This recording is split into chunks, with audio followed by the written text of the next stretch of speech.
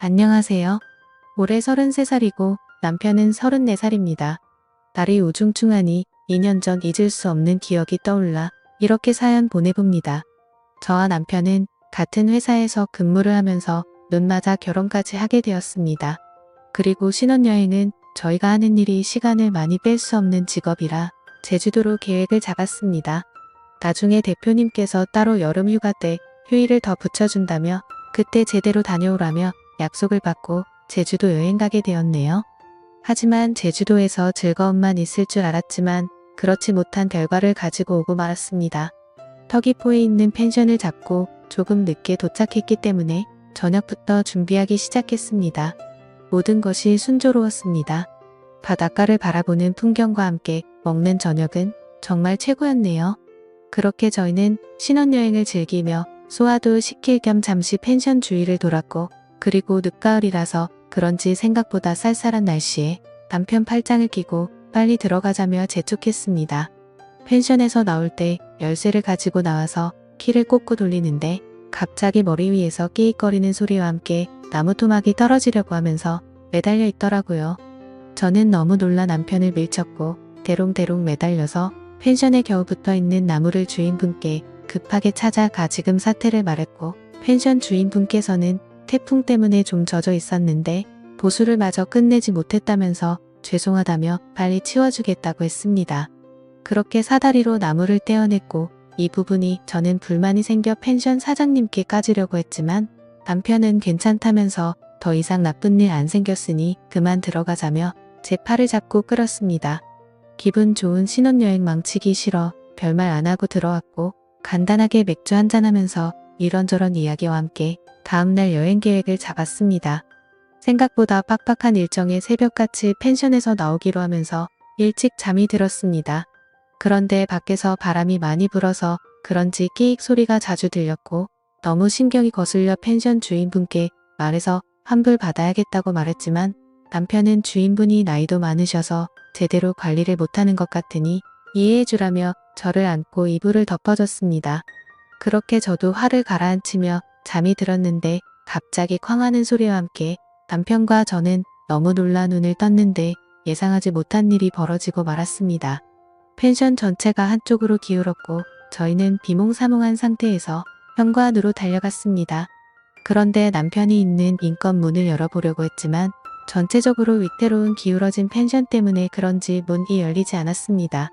펜션 사이사이 먼지와 모래 같은 게 떨어지면서 펜션 안을 환하게 비추던 불빛들마저 모두 꺼져버렸습니다.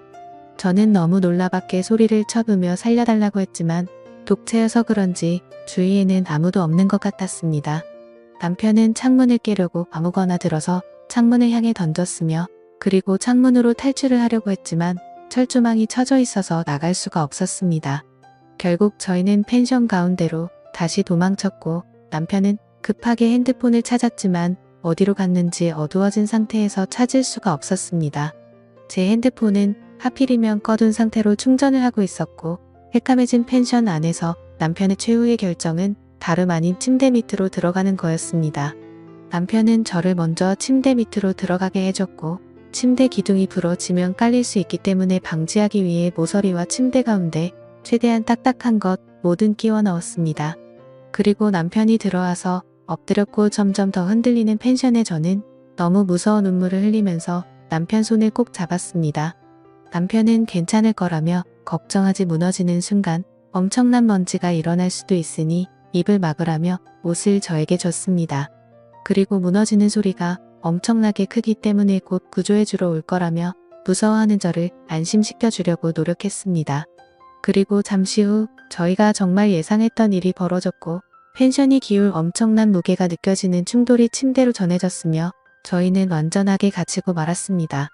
무너지면서 엄청난 먼지가 눈이 메울 정도로 일어났고, 저는 남편이 준 옷으로 얼굴을 감쌌습니다. 그렇게 저는 남편한테 괜찮냐며 물어봤는데 위에서 남편 쪽으로 무거운 기둥이 떨어졌는지 침대 프레임이 터지면서 남편 배에 꽂히고 말았습니다.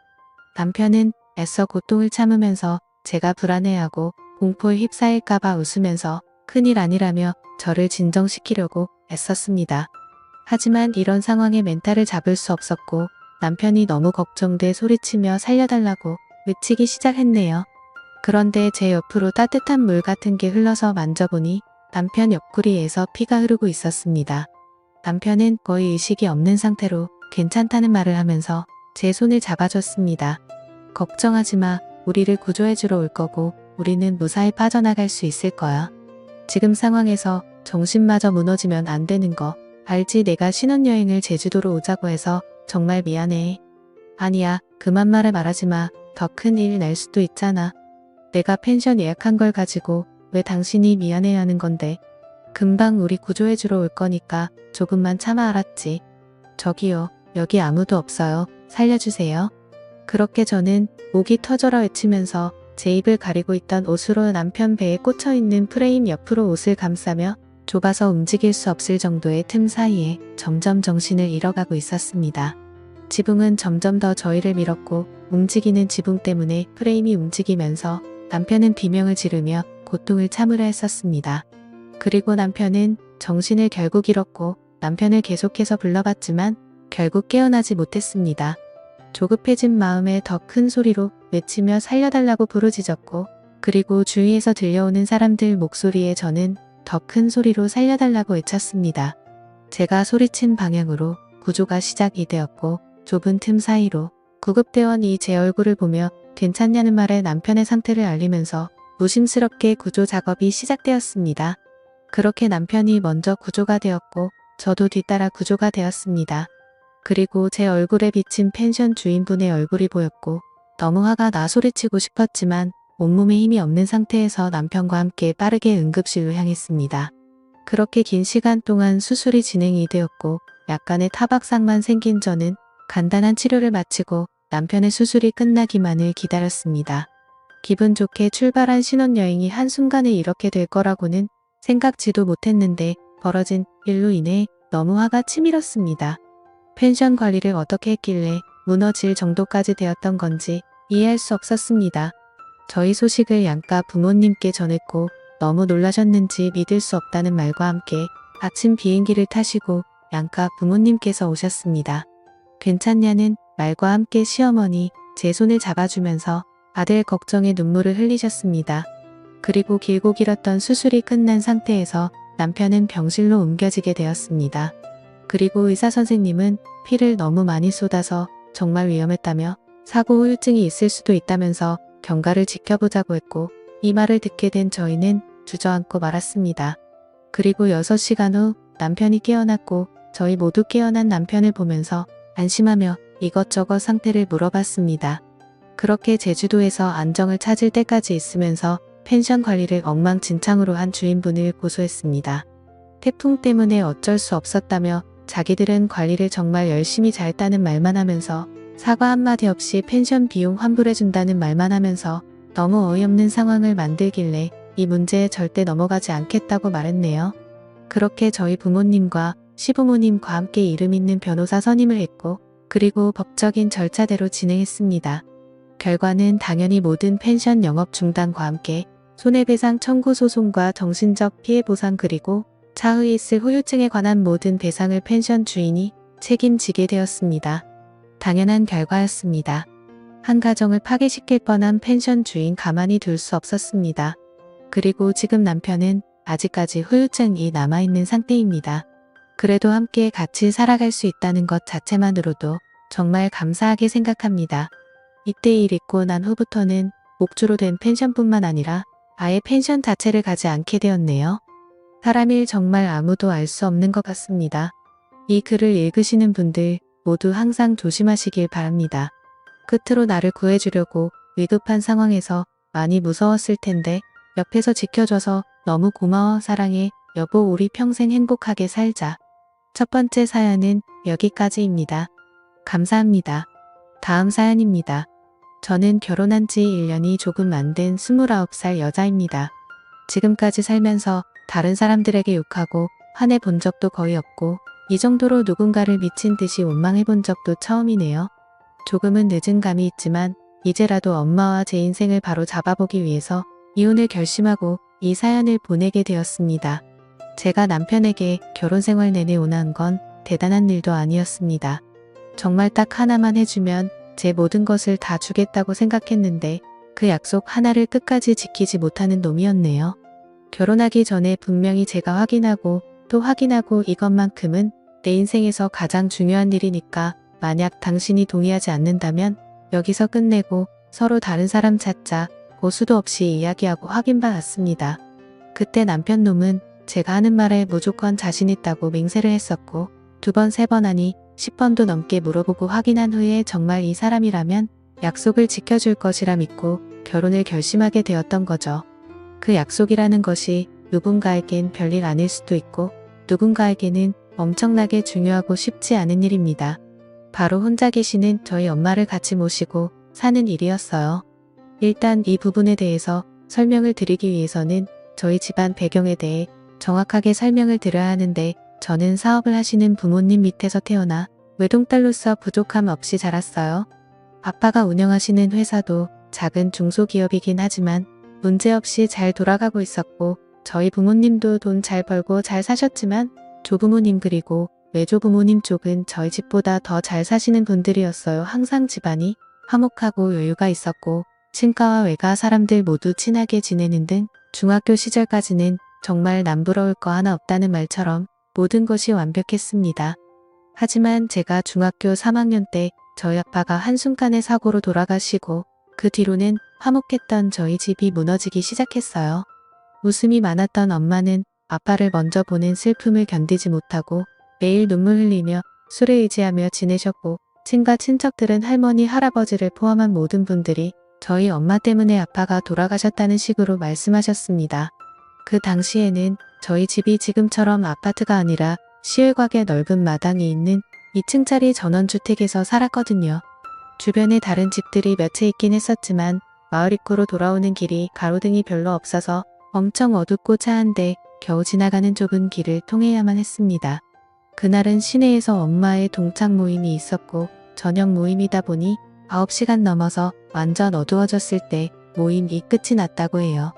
엄마는 택시 타고 집에 가겠다고 했지만 아빠가 밤길에 택시는 위험하다면서 직접 엄마를 태우러 나갔고 그때 저도 아빠한테 엄마 마중을 따라 나가겠다고 했지만 밤길 위험한데 아빠 혼자서 빨리 다녀올 테니 너는 집이나 지키고 있으라면서 차를 몰고 나가시는 모습이 제가 본 아빠의 마지막 모습이었어요. 가로등 없는 길에서 낭떠러지로 떨어져 아빠 차가 계곡 아래에서 발견이 되었고 병원으로 옮겼지만 하루 만에 응급실에서 돌아가셨습니다. 당시에는 아빠 차에 블랙박스도 없었고 시골길이라서 주변에 CCTV도 없었기 때문에 아마도 가속을 하셨을 거라는 경찰의 말만 듣고 그렇게 끝난 일이 되어버렸어요. 엄마는 모든 일이 본인 책임이라면서 자책을 하고 힘들어 하셨는데 거기에 덮친 격으로 아빠 쪽 친척분들이 장례식장에서 이번 사고는 전부 엄마 책임이라며 화를 내고 난동을 부리는 바람에 엄마의 상처가 더욱 깊어졌나 봐요. 그 이후로도 한동안 엄마는 정상적인 생활을 못하시고 매일 집에서 울다가 술만 드시면서 힘든 시간을 보냈습니다. 불행 중 다행히도 아빠가 생전에 모아두신 재산과 외갓집이 경제적으로 넉넉하셨기 때문에 엄마와 제가 둘이 사는 데는 전혀 문제가 없는 상황이었어요.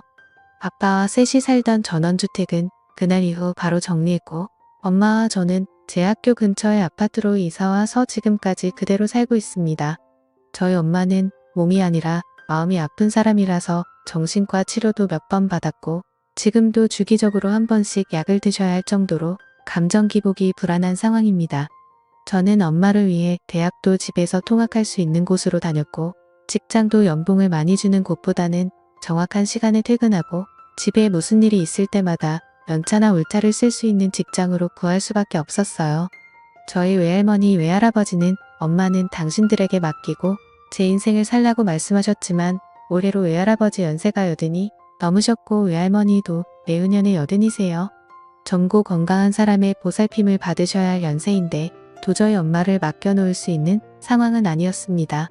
남들이 보기에는 제가 넓고 좋은 집에 살고 좋은 차를 타고 다니기 때문에 누가 봐도 여유 있는 집에서 걱정이라고는 하나도 없이 잘 살고 있는 줄 알겠지만 실제로는 하루하루 불안하고 집에 엄마를 두고 밖에 나와 있으면 온 신경이 전화기에 쏠려 있을 정도로 제 나름대로의 고충이 있어요. 실제로 엄마가 몇 번이나 사고를 칠 뻔한 적이 있기 때문에 집안 상황을 볼 수 있게 거실과 안방에 방범용 CCTV를 설치해서 엄마가 잤는지 확인해야 안심할 수 있습니다. 이런 상황이니 연애를 편하게 할 수 있길 하나 저는 진작부터 제 인생은 엄마를 위해 살아야겠다 생각하고 결혼은 포기하고 살았어요. 그러다 직장 생활하던 중에 지금의 남편을 만나게 되었고 4살 많은 나이 모든 것을 다 이해해 줄 것만 같은 자상함에 마음의 문을 열었습니다. 1년 반 정도 연애를 하면서 저는 그전까지는 남들에게 저희 집안의 아픈 사정들을 이야기해 본 적이 없었는데 이상하게도 저희 남편 앞에서는 그런 소리들이 술술 나오더라고요. 연애한 지 1년이 조금 넘었을 때 남자친구가 제게 먼저 결혼하자는 이야기를 꺼내길래 저는 바로 거절하고 저희 엄마 때문에 결혼해서 가정 꾸릴 생각이 없다고 대답했습니다. 그러자 남자친구는 두말 없이 우리가 결혼해서 장모님 모시고 살면 되는데 뭐가 문제냐고 하더군요. 이런 말을 제게 해준 사람은 처음이었기 때문에 진짜로 결혼해서 셋이 가정을 이루고 살 수 있을까 하는 희망을 품게 되더라고요.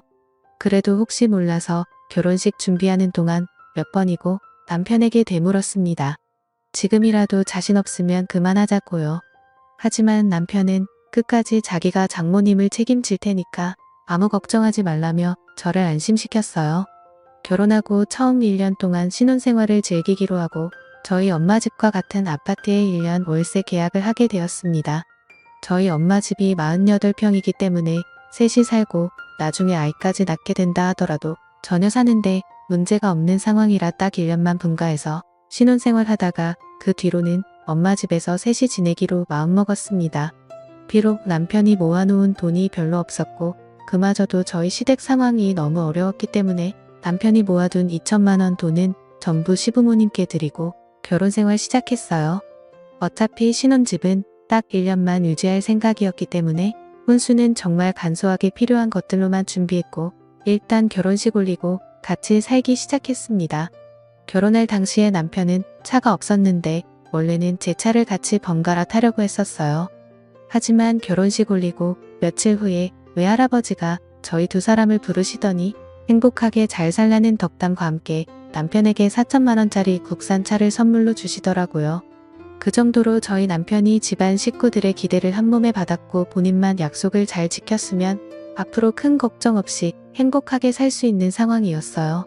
너무 돈 이야기만 하는 것 같긴 하지만 저희 엄마 앞으로 된 재산도 꽤 많이 있었고 외삼촌이 한 분 계시긴 해도 저희 외할아버지가 소유하신 건물만 여러 채라서 마음만 먹으면 남편이 시댁 집안을 일으킬 정도는 되는 수준이었죠. 정말 집안이나 재력 같은 건 하나도 안 보고 오직 이 사람만을 믿고 결혼한 거라서 사실 양가 집안 차이는 조금 있는 편이었습니다. 시부모님은 아직 본인 명의 집이 없으시고 오래된 상가 건물 2층에서 새들어 살고 계세요. 남편 말에 따르면 옛날에는 그래도 이 정도까지는 아니었는데 아버님이 5년 전쯤 사업하시던 걸 다 날려먹는 바람에 빚도 잔뜩 생기고 아파트 전세금까지 날려먹고 가세가 확 기울어졌다 하더라고요. 그래서 저희 결혼할 때 남편이 모아놓은 목돈을 전부 시부모님에게 드리기도 했고 결혼하고 나서도 남편이 버는 돈에 대해서는 전혀 터치하지 않고 자유롭게 시부모님 용돈 드리고 당신 능력되는 한에서 얼마든지 시댁에 지원해드려도 좋다고 허락했습니다. 남편과 제 월급이 200만 원 후반 정도로 둘 다 비슷했었는데 사실 이 돈을 모아서 뭔가 목돈을 만들겠다는 생각보다는 제가 버는 월급으로 생활비 쓰고 남편이 버는 돈으로 어려운 시댁을 도우면 어느 정도 밸런스가 맞겠구나 생각해 봤어요. 집 문제도 걱정 없고 나중에 아이 태어나면 들어가는 돈이나 나중에 노후 문제 같은 걱정은 전혀 하지 않아도 됐기 때문에 월급 때문에 스트레스 받지는 않는 상황이었습니다. 처음에는 저도 시댁에 정말 잘해드리려고 노력 많이 했었어요. 제가 먼저 시댁에 잘하면 남편도 저희 엄마를 한 번 더 생각하고 잘하려고 노력할 것 같아서 바쁜 시간 쪽에서 시댁 찾아가기도 했. 친정엄마 선물 살 때는 반드시 똑같은 물건 하나 더 사서 시댁에도 선물해드리기도 했었죠. 반면에 저는 남편의 사생활에 대해서는 전혀 터치하지 않았었는데 그 이유가 어차피 1년 뒤 친정엄마랑 한 집에서 살게 되면 아무래도 불편하고 답답한 점이 있을 테니까 그 전에 편하게 지내라고 일부러 더 신경 쓰지 않았어요. 생애 처음으로 자기 차가 생긴 남편 은 친구들도 많이 만나고 즐겁게 지내더라고요. 그래도 종종 친정엄마를 모시고 드라이브도 같이 다니거나 외식을 하고 쇼핑을 다니는 등 함께 시간을 보내며 친해지려고 노력했습니다. 그런 모습들을 보면서 내가 남편을 잘 선택했구나, 결혼하길 잘했다는 마음을 먹었었고 1년 뒤에 합가한 뒤에도 아무 문제 없이 잘 살 수 있을 줄로만 알았죠. 하지만 결혼하고 4개월쯤 지났을 때 남편이 갑자기 회사를 그만두고 싶다 하더라고요. 자기가 꼭 하고 싶은 공부가 있었는데 그 자격증을 따면 더 좋은 회사에 취직할 수도 있고 연봉을 훨씬 많이 받을 수도 있다고 하길래 그렇게 하라 했습니다. 그날 이후로 남편은 회사를 그만두고 집에서 놀기 시작했고 처음에 공부한다면서 책도 몇 번 사는 것 같더니 그 뒤로는 맨날 친구들 만나서 술 마시고 놀러 다니더라고요. 남편이 퇴직하며 받았던 퇴직금 역시도 전부 통장제로 시부모님께 드려버렸고 남편이 놀고 먹는 용돈까지 전부 제가 해결해주게 되었습니다. 그래도 저는 상관없었고 남자가 하고 싶은 일이 있다면 기다려줄 수도 있다 생각했어요. 하지만 남편이 일을 그만둔 뒤로 2달이 지났을 때 시어머니가 제게 전화를 하시더니 왜 생활비 안 보내냐고 하시더라고요. 그 전까지는 남편이 매달 120만원씩 보내고 있었는데 앞으로는 시댁 생활비까지 저보고 대신 보내달라 하는 겁니다. 많은 고민 끝에 그것까지도 제가 보내드리기로 했어요. 나중에 남편이 공부 끝나고 자격증을 따던 아니면 다시 원래 하던 일로 돌아오건 직장을 다니게 된다면 그때는 다시 예전처럼 시댁 용돈은 남편에게 알아서 하라고 넘기면 될 줄 알았거든요. 하지만 그 뒤로 아무리 시간이 지나도 자격증 공부는 하는 기미가 보이지 않았고 나가서 일을 할 생각도 없이 집에서 놀고 먹고 밖에 나가서 친구들 만나고 술 마시며 놀러 다니기만 하더라고요. 정말 바보 같은 이야기지만 거기까지만 해도 저는 정말 괜찮았습니다. 제 월급이 280만원 정도였는데 우리 집 고정 생활비 200만원 빼고 제가 남편에게 주는 용돈과 시댁 생활비로 주는 돈이 200만원이 좀 넘었어요. 매달 버는 월급으로는 분명히 적자를 보는 상황이었지만 예전에 저희 외할아버지께서 제 앞으로 상가 2채를 해주신 것이 있어서 거기서 나오는 월세 수입이 매달 440만원 따로 있었거든요. 그러다 보니 금전적으로는 크게 문제 있는 상황은 아니었지만 남편이 하루빨리 일을 시작해서 본인 용돈과 시댁 생활비 부담만 덜어 주길 바라고 있었습니다. 하지만 시간이 흐를수록 시부모님들의 요구는 날로 커져만 갔고 남편도 씀씀이가 점점 커져서 그쪽 식구들에게 들어가는 돈이 매달 점점 늘어나더라고요. 남편에게 언제쯤 공부가 끝날 것 같냐고 몇 번 물어보긴 했었지만 자기 일은 자기가 알아서 하니까 신경 쓰지 말라는 날선 대답만 돌아왔었습니다. 그래도 거기까지는 참을 수가 있었어요. 처음 결혼할 때 약속했던 신혼생활 1년이 거의 다 끝나가고 있었고 남편에게 이제 슬슬 우리 엄마랑 같이 살 준비를 하자고 했더니 생각지도 못한 반응이 돌아오더라고요. 그런데 내가 당신이랑 결혼하고 나서 그동안 지켜봤는데 장모님 혼자 사셔도 큰 문제 없지 않아? 꼭 우리가 같이 살아야 돼. 저는 그게 무슨 소리냐고 애초에 결혼하기 전에 약속했던 일이고 친정엄마가 겉으로 보기에는 아픈 곳도 없고 멀쩡해 보이지만 지금도 약을 드셔야 할 정도로 정서적으로 많이 불안한 상태라고 설명을 해준 내가 당신에게 나가서 돈을 벌어 오라고 재촉을 하기로 했냐, 하루 종일 집에 있으면서 집안일을 해놓으라고 눈치를 준 적이 있냐. 그냥 신혼생활 1년 끝났으니 처음 약속대로 친정엄마 모시고 셋이 같이 살자고 하는데 왜 딴소리를 하냐고 화를 버럭 냈었는데 남편은 제가 화난 모습을 보고도 눈 하나 깜짝하지 않더라고요. 아니 그러니까 내가 언제 장모님이랑 같이 살기 싫대. 사는 건 사는 건데 내가 볼 때는 그렇게까지 심각한 상황이 아닌 것 같다는 거지. 오히려 우리 부모님이 더 불쌍하지 않아? 아직도 집도 하나 없이 냄새나는 삼겹살집 2층에서 살고 계신데 시부모님이 집이 없는 것이 제 탓도 아니고 여기서 그 이야기가 왜 나오는지 모르겠더라고요. 쓸데없는 소리 그만하고 오는 10월에 신혼집 월세 계약 끝이니까 친정엄마 집으로 들어갈 준비나 확실하게 하고 있으라 했습니다. 어차피 직장도 안 다니니까 미리 낮에 찾아가서 방도 좀 정리해놓고 짐도 얼마 안 되니까 가능하면 조금씩 옮겨놓으라고 했었는데 그때 남편이 하는 말 때문에 가슴 깊은 언저리에서 화같이 밀어오르더라고요. 너희 엄마만 좋은 집에 사시잖아. 솔직히 나도 우리 엄마 아빠 좋은 집에 모시고 싶은데 너가 우리 부모님 아파트 한 채만 사줘라. 장모님 댁처럼 넓고 좋은 집까진 필요 없고 30평대 아파트면 적당할 것 같은데 너한테는 그게 별로 큰 돈도 아니잖아. 내 부탁 들어주면 나도 너 부탁 들어줄게. 결혼 전에 분명히 장모님을 평생 모시고 살겠다고 했던 인간이 이제 와서 마음이 싹 돌변해서 저한테 거래를 하자고 들 줄은 몰랐습니다. 정말 100번 1000번 양보해서 시부모님 아파트에서 못 살게 할 것도 없는 일이에요. 집을 사드리는 건 노리더라도 전세를 얻어드리거나 제 명의로 집을 하나 사서 거기에서 마음 편하게 살게 해드리는 방법도 있었겠죠. 하지만 저는 마음에서 우러나와 우리 엄마를 모시고 살길 바래봤지 이런 식으로 하나 주고 하나 받는 거래를 하고 싶은 생각이 전혀 없었어요. 남편 본인 놀고 먹는 한 달 용돈 애 시부모 생활비까지 전부 제가 대고 있는 상황인데 여기서 집까지 내놓으란 염치가 어떻게 있을 수 있는지 치가 떨리더군요. 내가 생각을 완전 잘못했네. 결혼해서 사이까지 한 집에 살면 우리 엄마가 행복하실 줄 알았는데 너 같은 인간과 한 집에 살면 엄마도 불편해하시겠다. 거지 같은 사위 눈치 보면서 살게 할 수는 없는 일이니까 같이 살 필요도 없고 너는 내 집으로 꺼지고 나는 원래 내 집으로 갈게. 이만 끝내자 우리. 저는 남편에게 합가고 뭐고 다 필요 없으니 그냥 이대로 이혼하고 관계를 정리하자고 얘기했어요. 남편은 그제서야 정신이 번쩍 들었는지 그냥 해본 소리라고 하면서 당장이라도 장모님 모시고 살겠다며 싹싹 빌더라고요. 하지만 결혼 전과는 너무나도 달라진 남편의 태도 때문에 이미 제 감정이 많이 상한 상태였고 시부모한테 아파트를 사줘야 장모님과 같이 살겠다고 말한 남편에게 인간적으로 혐오스러운 마음이 들었습니다. 어차피 지금 사는 신혼집은 마지막 달 월세를 낸 상황이라서 저는 간단한 제 집만 챙기고 남편 찾기까지 다 뺏은 뒤에 엄마 집으로 건너온 상황이에요. 그 집은 어차피 가전제품이나 별다른 물건들도 거의 없기 때문에 남편에게 남은 계약 기간 동안 살다가 알아서 때가 되면 너희 부모 집으로 기어 들어가라 했죠.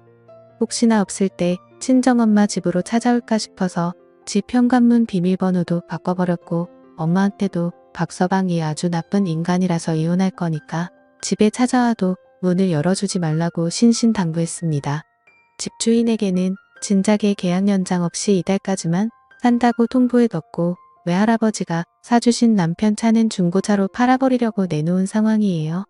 그 뒤로 몇 번이나 남편이 집에 찾아와서 현관문 앞에 무릎 꿇고 잘못했다며 빌었고 시어머니한테 서도 전화 와서 자기가 앞으로 생활비 달라는 소리 안 할 테니까 제발 이혼만큼은 하지 말라며 싹싹 빌더라고요. 진짜 그 사람들이 저나 친정엄마에게 미안하고 반성을 해서 그런 걸까요? 당장 남편 직장도 없는 데다 생활비까지 뚝 떨어지고 돈줄 끊기게 생겼으니까 제 앞에서 벌벌 기는 척이라도 하는 거라고 저는 생각해요.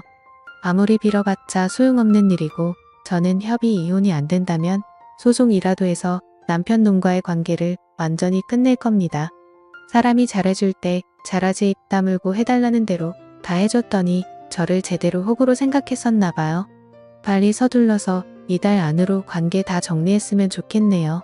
같은 회사를 다녔었기 때문에 이혼하면 회사에서 얼굴 보기 불편했을 텐데 다행히도 남편이 먼저 퇴사해줘서 너무 고마운 일입니다. 이제 전 남편은 지네 부모 먹여 살리려면 다시 직장 구해서 열심히 일해야겠죠. 장모를 볼모로 잡고 시부모 집 사달라고 하면 제가 벌벌 떨며 사줄 거라 생각했나요? 그딴 얄팍한 잔머리로는 평생 그 모양 그 꼴을 못 벗어날 거라고 생각합니다. 오늘의 사연은 여기까지입니다. 감사합니다.